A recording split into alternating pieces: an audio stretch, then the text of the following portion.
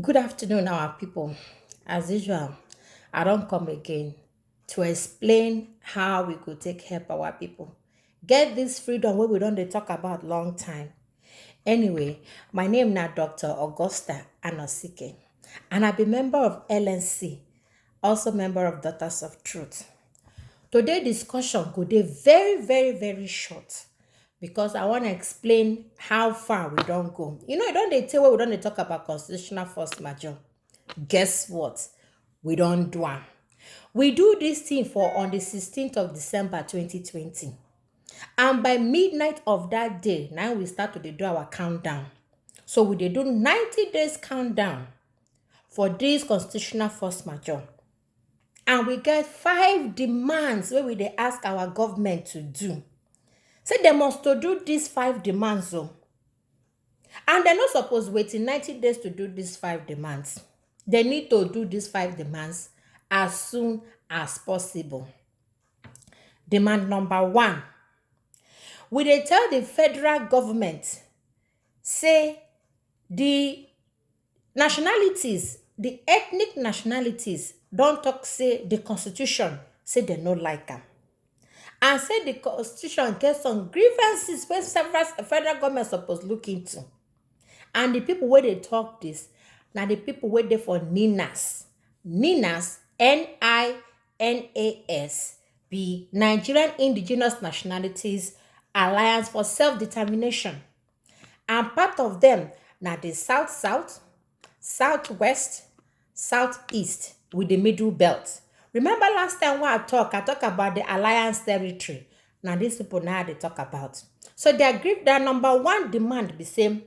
The federal government go take their mouth, do formal announcements about the constitutional grievances and the sovereignty dispute where this group they talk about.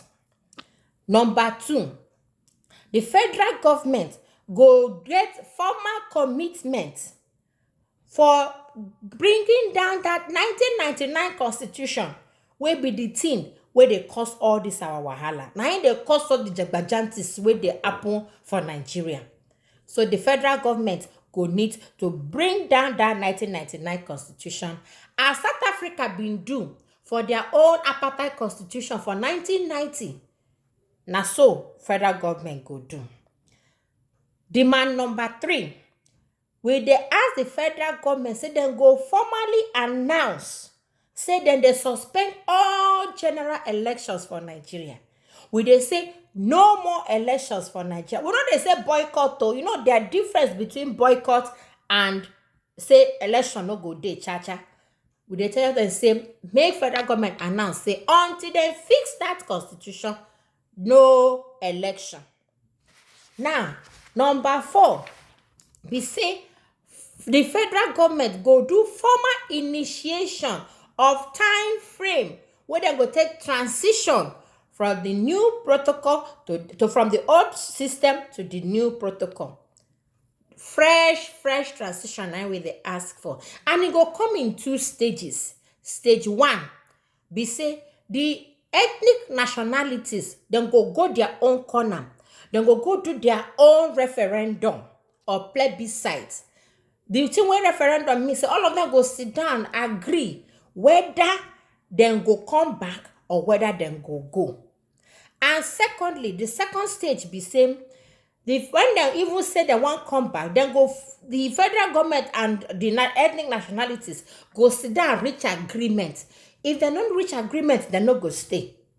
They go sit down, reach agreement. So this one way some people think say for National Assembly they go fit sit down, write one like Abakoba one write one small Jagbajantis constitution present. That one no go make sense anymore. Right now, the people go decide whether we want continue for this kind year thing where we find ourselves or whether we want go.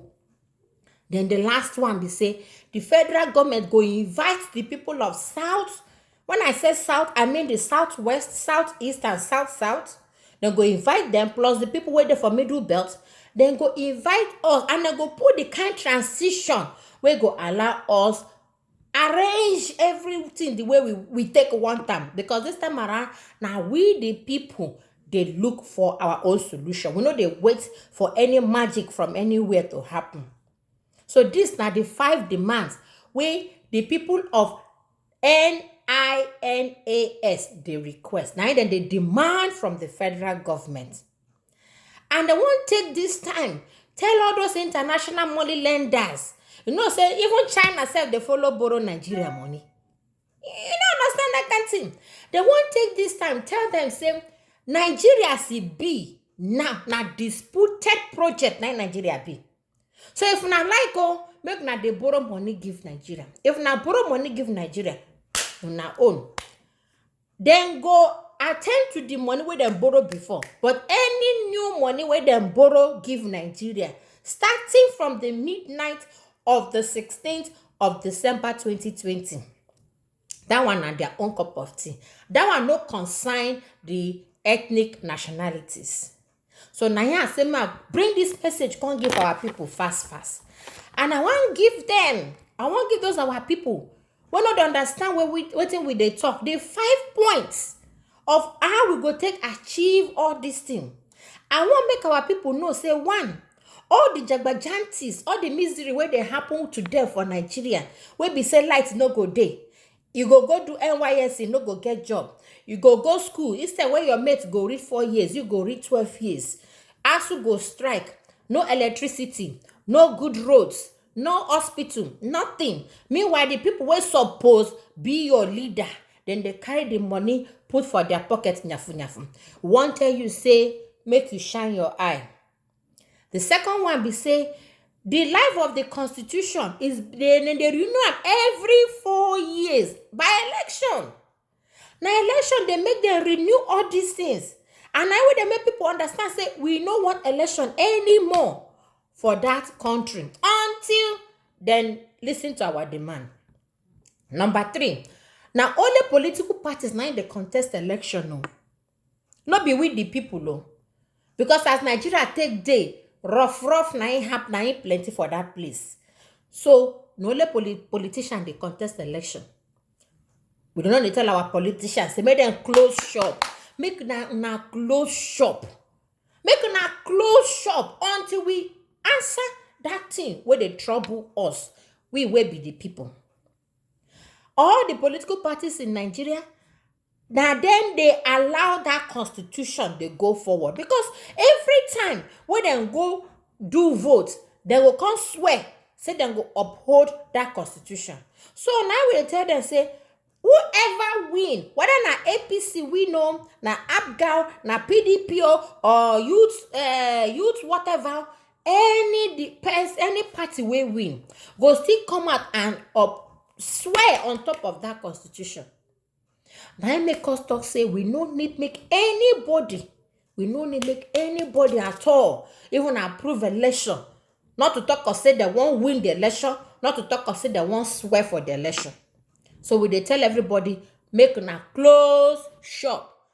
Make all the election people, all the parties, make una close shop. We know they're interested for your elections anymore. So now the people of NINAS, NINAS, Nigerian Indigenous Nationalities, Alliance of Self-Determination, now them bring all this message for all of us. And we don't they vote, they write a petition. So anywhere where you see the petition, make you sign. The petition there for change.org. Make you now go sign the petition to free ourselves from this Nigeria. And for everybody who won't get more information about what they go on, may you go for www.freedomfromnigeria.com. Make you get better information about what they happen. So as I talked before, I said once the constitutional force majeure happen, Gidigbasa go come back. And we run the countdown. We the countdown to the 90 days where we give federal government. So make everybody get ready. And I don't come as I talk. If I get any new message, I will come again and see you. I can't tell you now what in they happen. Our freedom there at hand. And if our hand 9 day. Make all of us do the needful. We need to sign this petition. Anywhere where you see the petition, share and share and share them. If you want to get more information, I don't tell you where you go.